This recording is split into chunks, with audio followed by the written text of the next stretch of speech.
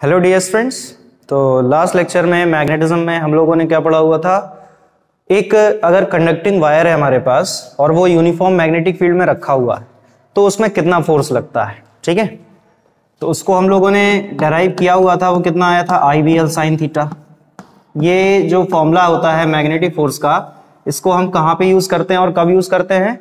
Magnetic force on a current carrying wire. Current carrying wire, ठीक है, ये magnetic force होता है करंट कैरिंग वायर के लिए। ठीक है, और एक हम लोगों ने मैग्नेटिक फोर्स का फॉर्मूला और भी फाइंड किया हुआ था जिसकी वैल्यू थी QBV साइन थीटा। ये वाला फॉर्मूला हम कब लगाते हैं, magnetic force on a moving charge in magnetic field. अगर चार्ज जो है वो v वेलोसिटी से मूव कर रहा है मैग्नेटिक फील्ड में तो उसमें इतना फोर्स लगता है। और अगर करंट कैरिंग वायर है जिसमें I करंट फ्लो हो रहा है, जिसकी लेंथ L है, वो B मैग्नेटिक फील्ड में रखा है, तो उसमें जो फोर्स लगता है वो IBL साइन थीटा होता है। अब IBL साइन थीटा की हेल्प से ही हम आज जो पढ़ने वाले हैं उसमें इसका यूज होगा। आज हमको स्टार्ट करना है कि अगर दो वायर रखे हैं एक दूसरे के पैरेलल, दो वायर रखे हैं एक दूसरे के पैरेलल, कंडक्टिंग वायर रखे हुए हैं, तो उनके बीच में आपस में कितना फोर्स लगता है और किस टाइप का फोर्स लगता है, नेचर क्या होता है, अट्रैक्शन होता है या रिपल्शन होता है, करंट उनमें किस तरह की फ्लो हो कि अट्रैक्शन हो, करंट किस तरह की फ्लो हो कि रिपल्शन हो, वो सारी चीजें हमको यहाँ पे देखना है। ठीक है, तो उसी को स्टार्ट करेंगे। ठीक है, तो हेडिंग हो जाएगी हमारी मैग्नेटिक फोर्स। हेडिंग क्या हो जाएगी, magnetic force. Magnetic force between two long parallel conducting wire. Parallel conducting wire, ये हो जाएगी हमारी हेडिंग। ठीक है, कहने का मतलब है कि अगर हमारे पास दो वायर रखे हुए हैं एक दूसरे के पैरेलल हैं और लॉन्ग वायर है, लॉन्ग वायर का मतलब होता है इन्फिनिटी लेंथ के वायर। ठीक है, तो उनके बीच में अगर हमें फोर्स निकालना है तो हम किस तरह से निकालते हैं और उनके बीच में जो फोर्स होता है उसका नेचर क्या होता है, अट्रैक्शन होता है, रिपल्शन होता है, कब अट्रैक्शन होगा कब रिपल्शन होगा वो भी हम समझेंगे।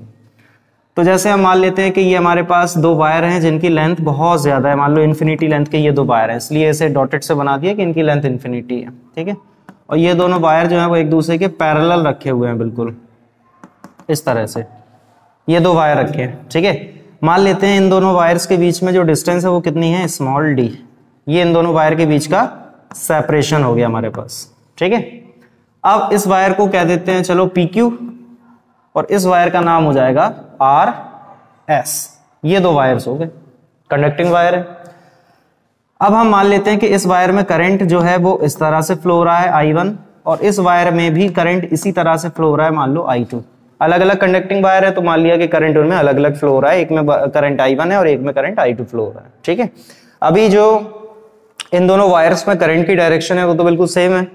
इसमें भी करंट जो है वो Q से P की तरफ जा रही है और इसमें भी करंट जो है वो S से R की तरफ जा रही है, यानी फाइनली करंट जो है वो नीचे से ऊपर की तरफ वायर में फ्लो हो रही है दोनों वायर्स में। ठीक है, इतना क्लियर हो गया। चलो, अब इनके बीच में हमें ये पता करना है कि जो फोर्स लगेगा वो अट्रैक्शन होगा कि रिपल्शन होगा, पहले तो ये पता करना है। उसके बाद फिर हम उसको फॉर्मूला जो भी होगा फॉर्मूला वो हम उसका डेराइव करेंगे कि इसमें फॉर्मूला क्या निकल के आएगा। ठीक है, तो अब सबसे पहले तो हमें पता है, हम लोगों ने लॉस पढ़े हैं कुछ, मैग्नेटिज्म में ही आपको लॉस बताए गए थे। एक आपको ये लॉ बताया गया था फ्लेमिंग लेफ्ट हैंड रूल। इसमें क्या बताया था, थंब जो होता है वो फोर्स की डायरेक्शन में होता है, फर्स्ट फिंगर या फोर फिंगर कहाँ होता है, मैग्नेटिक फील्ड की डायरेक्शन में होता है, और मिडिल फिंगर जो होता है वो करंट की डायरेक्शन में होता है। यानी ये हो गया force magnetic field current, force magnetic field current FBI। ठीक है, और फिर आपको बताया गया था राइट हैंड पाम रूल। इसमें आपको क्या बताया गया था कि थंब को रखते हैं हम करंट की डायरेक्शन में, ठीक है, और फिंगर्स को रखते हैं उस पॉइंट की तरफ जहां पे हमें मैग्नेटिक फील्ड की डायरेक्शन निकालना है। तो जो मैग्नेटिक फील्ड होता है वो इस पाम के परपेंडिकुलर होता है हमेशा। अगर परपेंडिकुलर प्लेन के इनसाइड आएगा तो उसको हम लिखते हैं क्रॉस लगा के, और अगर आउटसाइड आ रहा है तो उसको हम लिखते हैं डॉट लगा के। ठीक है, तो यहाँ पे हमें फोर्स की डायरेक्शन निकालना है। फोर्स की डायरेक्शन निकालने के लिए हमें मैग्नेटिक फील्ड की डायरेक्शन पता होना चाहिए। भाई ऑब्वियस सी बात है कि जब इन वायर्स में करंट फ्लो हो रहा है तो इनकी वजह से जो मैग्नेटिक फील्ड है वो भी जनरेट होगा करंट की वजह से मैग्नेटिक फील्ड आएगा इन वायर्स में। ठीक है, तो इस करंट की वजह से मैग्नेटिक फील्ड हम देखेंगे इस पे, और इस करंट की वजह से मैग्नेटिक फील्ड हम देखेंगे इस पे। समझ रहे हो? अब खुद की करंट और खुद का मैग्नेटिक फील्ड का मतलब नहीं होता ना कुछ। इस करंट की वजह से मैग्नेटिक फील्ड देखेंगे इस पे कितना आ रहा है, और इस करंट की वजह से देखेंगे कि मैग्नेटिक फील्ड इस पे कितना आ रहा है। तो सबसे पहले मैग्नेटिक फील्ड की डायरेक्शन निकालना है, क्योंकि हमें चाहिए फोर्स की direction. Force, magnetic field, current. हमें अभी देखो इसमें तीन चीजें होती हैं, एक होता है फोर्स, एक होता है मैग्नेटिक फील्ड, एक होता है करंट। हमें अभी सिर्फ करंट पता है। अब अगर कोई दो पता हो तभी तो तीसरा निकाल पाएंगे। अब दो तो हमें अभी पता है नहीं, हमें तो सिर्फ एक पता है, तो हमें मैग्नेटिक फील्ड की डायरेक्शन भी निकालना पड़ेगा। जब मैग्नेटिक फील्ड की डायरेक्शन आ जाएगा तभी हम फोर्स की डायरेक्शन निकाल सकते हैं। हमको रखा करंट की डायरेक्शन में, मैग्नेटिक फील्ड हमें निकालना है इस तरफ, यही तो निकालना है। तो थंब को रखा हमने करंट की डायरेक्शन में, मैग्नेटिक फील्ड निकालना है हमें राइट साइड में। तो मैग्नेटिक फील्ड कहां जाएगा? अंदर की तरफ, इस पाम के परपेंडिकुलर, यानी अंदर की तरफ जाएगा। तो इस पे जो मैग्नेटिक फील्ड आ जाएगा वो कैसा आ जाएगा? क्रॉस में। कैसा आ जाएगा? क्रॉस में आ जाएगा। बिल्कुल इसी तरह से अब इसकी वजह से इस पे मैग्नेटिक फील्ड निकाली जाएगी। तो इसको ऐसे रखना पड़ेगा, अब हाथ को, समझ पा रहे हो? तो करंट हो गया ऊपर, करंट हो गया ऊपर, और पॉइंट हो गया इस तरफ। तो हाथ को ऐसे ही तो रखेंगे, तो मैग्नेटिक फील्ड कहां आएगा? बाहर की तरफ। यानी इस वायर पे जो मैग्नेटिक फील्ड आएगा वो कैसा आ जाएगा? डॉट में। ये कैसा आ जाएगा? डॉट मैग्नेटिक फील्ड आ जाएगा। ठीक है, अब हमें मैग्नेटिक फील्ड पता चल गया, इस पे करंट पता ही है, फोर्स नहीं निकाल पाएंगे। देखो सबसे पहले करंट जा रहा है ऊपर की तरफ, तो करंट हो गया ऊपर की तरफ। ये करंट बताता है, तो ये करंट हो गया ऊपर की तरफ। समझ रहे हो आप? सब लोग समझ, करंट हो गया ऊपर की तरफ। मैग्नेटिक फील्ड है बाहर की तरफ, तो इस हाथ को रखेंगे अब ऐसे। करंट है ऊपर, करंट कहां है? ऊपर। मैग्नेटिक फील्ड कहां है? बाहर। तो फोर्स उस पे कहां लगा? इधर, इधर की तरफ आया। यानी इस वायर पे जो फोर्स आ जाएगा वो कहां आ जाएगा? इस डायरेक्शन में। ये मान लिया हम लोगों ने F आ गया। अब इसको हम मान लेते हैं क्या? F1। ठीक है, इसी तरह से इस पे फोर्स निकालेंगे अब। तो इसमें भी करंट कहां जा रहा है? ऊपर की तरफ। मैग्नेटिक फील्ड लेकिन अंदर है, तो अब हाथ को ऐसे ना रख के ऐसे रखना पड़ेगा, क्योंकि मैग्नेटिक फील्ड ये वाली बताती है, ये मैग्नेटिक फील्ड। तो मैग्नेटिक फील्ड कहां? अंदर है। मैग्नेटिक फील्ड देखो अंदर है, और वायर में करंट ऊपर है, तो इसका फोर्स कहां आएगा? इधर की तरफ। यानी इस वायर पे जो फोर्स आएगा वो आएगा इस डायरेक्शन में। तो बताओ जरा, ये अट्रैक्शन फोर्स है कि रिपल्शन फोर्स है? अट्रैक्शन है, क्योंकि फोर्स जो लग रहा है वो दोनों वायर में एक दूसरे की तरफ लग रहा है। लग रहा है कि नहीं लग रहा है? तो जब ये वायर्स में जो फोर्स लगा वो एक दूसरे की तरफ लगा, तो इसका मतलब है कि ये अट्रैक्शन फोर्स है। तो हमें एक चीज क्लियर हो गई कि दोनों वायर में जो फोर्स लगता है वो अट्रैक्शन फोर्स तभी होगा जब दोनों वायर में करंट की डायरेक्शन सेम होगी। इतना तो क्लियर हो गया। और अगर इनकेस ये करंट की डायरेक्शन ऑपोजिट होती तो रिपल्शन लगता, वो आगे केस बताएंगे अभी। ठीक है, तो हम क्या लिख सकते हैं? When the direction of current in both wires is same, they attract each other। होता है? they attract each other। बात को समझ पाए कि नहीं समझ पाए? ये क्या हो जाएगा? इनमें अट्रैक्शन फोर्स लगेगा। कोई दिक्कत है? पेन देना।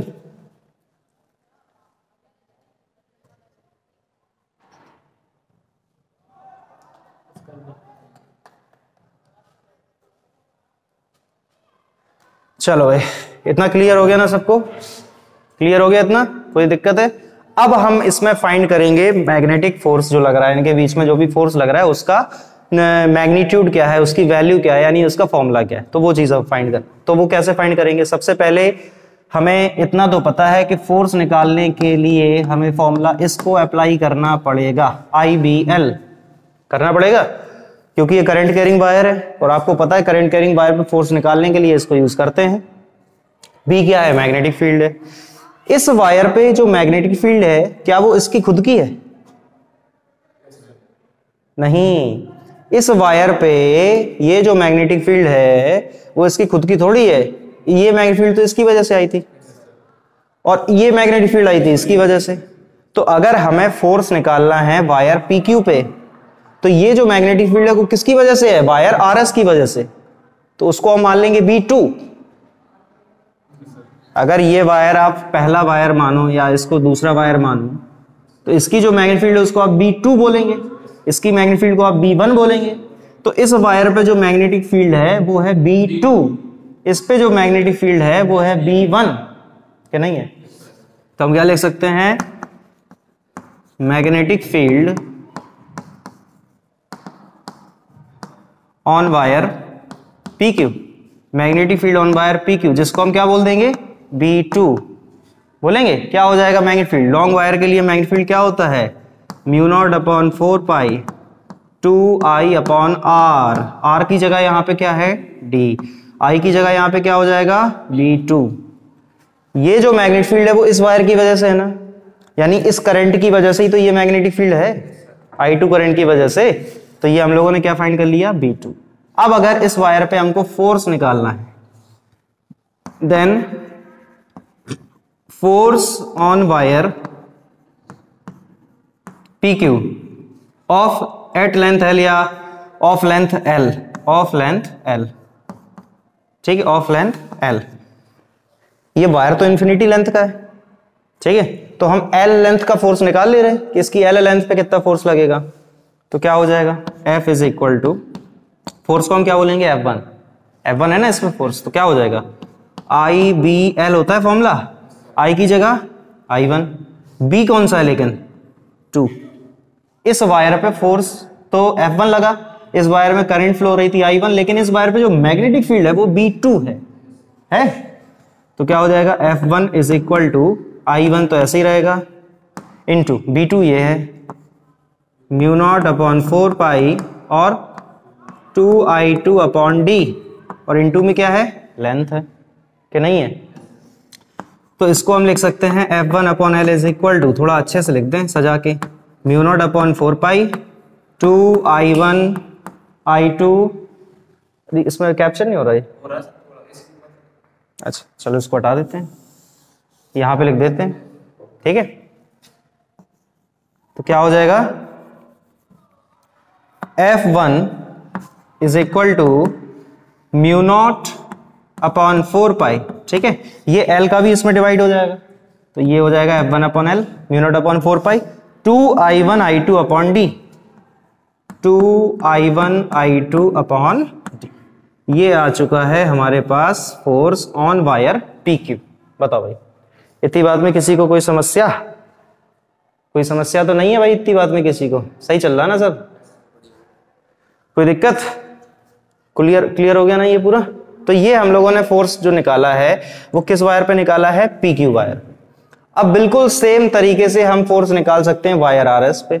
जब वायर RS पे हम फोर्स फाइंड करेंगे तो इस वायर में जो मैग्नेटिक फील्ड है वो किसकी वजह से है, B1, यानी वायर PQ की वजह से है।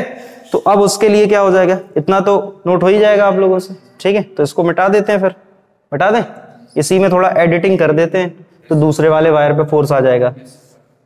बस ये फॉर्मूला जो है उसको अलग से लिख देते हैं जिससे याद रहे, F1 upon L is equal to mu naught upon 4 pi 2I1 I2 upon D। ये वायर कौन सा है, किस पे फोर्स है, PQ पे, PQ पे नहीं, ये PQ पे निकाला ना अभी फोर्स, इसको अलग से लिख दिया है, अब इसको मिटाएंगे ना, थोड़ा एडिटिंग करेंगे।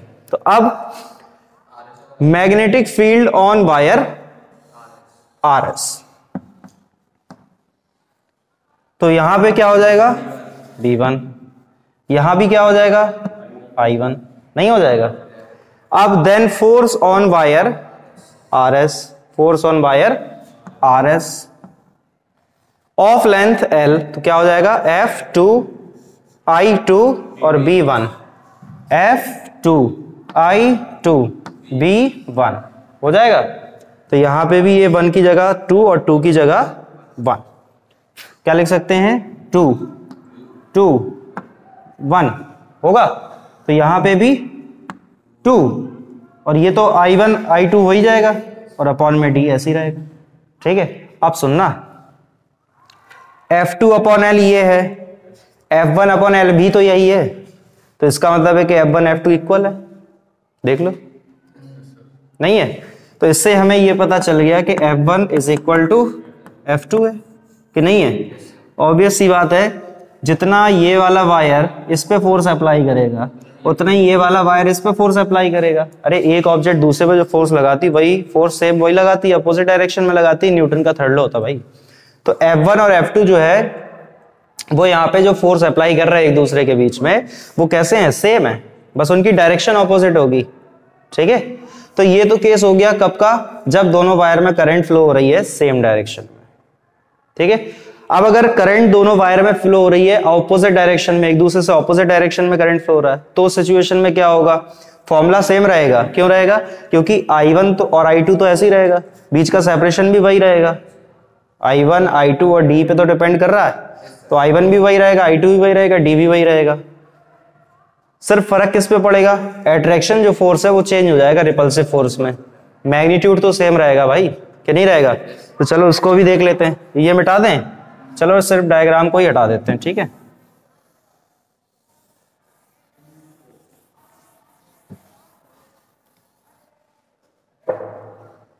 तो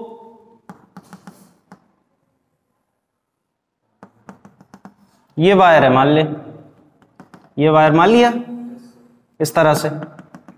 ठीक है, तो ये वायर क्या था, PQ, ये वायर क्या था, RS।